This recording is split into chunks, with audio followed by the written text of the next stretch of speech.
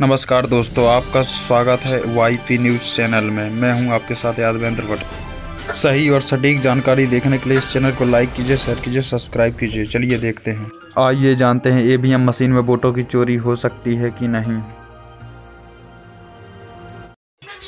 सबसे पहले बात उन नेताओं की है जो ईवीएम पर सवाल उठा रहे हैं।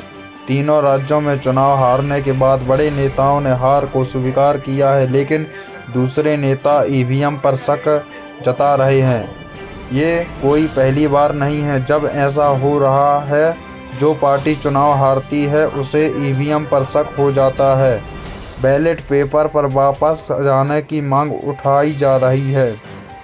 साल 2009 में भाजपा के वरिष्ठ नेता लालकृष्ण आडवाणी ने महाराष्ट्र विधानसभा चुनाव से पहले मांग की कि चुनाव पुरानी पद्धति से कराया जाए। माने बैलेट पेपर से 2009 साल था जब भाजपा लगातार दूसरी बार लोकसभा चुनाव हारी थी। अगले साल भाजपा ने एक पुरानी किताब में लॉन्च कर दिया।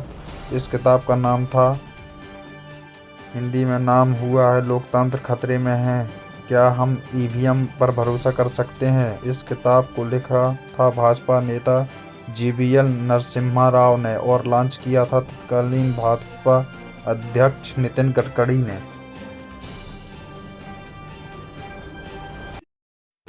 2014 में प्रचंड जीत के बाद भाजपा की केंद्र की सत्ता में आ गई है। इसके बाद पार्टी ने ईवीएम पर कभी सवाल नहीं उठाया।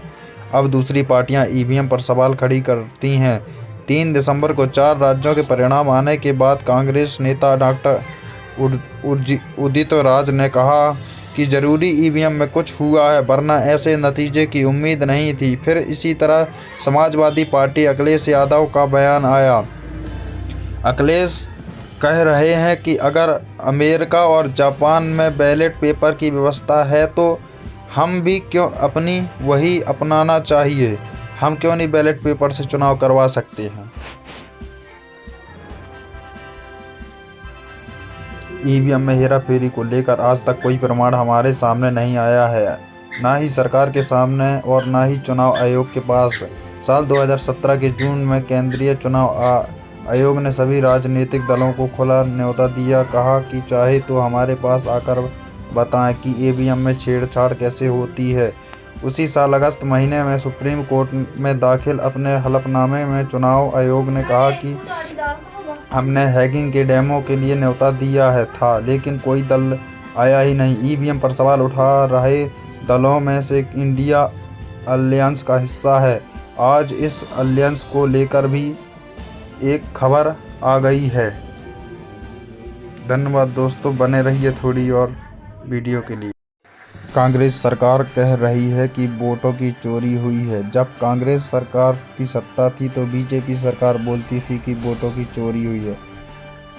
हमारे लिए तो दोनों पार्टी ही एक बराबर हैं। आप क्या सोचते हैं दोस्तों, हमें कमेंट में ज़रूर बताइएगा अपनी राय। धन्यवाद दोस्तों, लाइक कीजिए, शेयर कीजिए, सब्सक्राइब। ऐसे वीडियो देखने के लिए आप सब्सक्राइब कीजिए।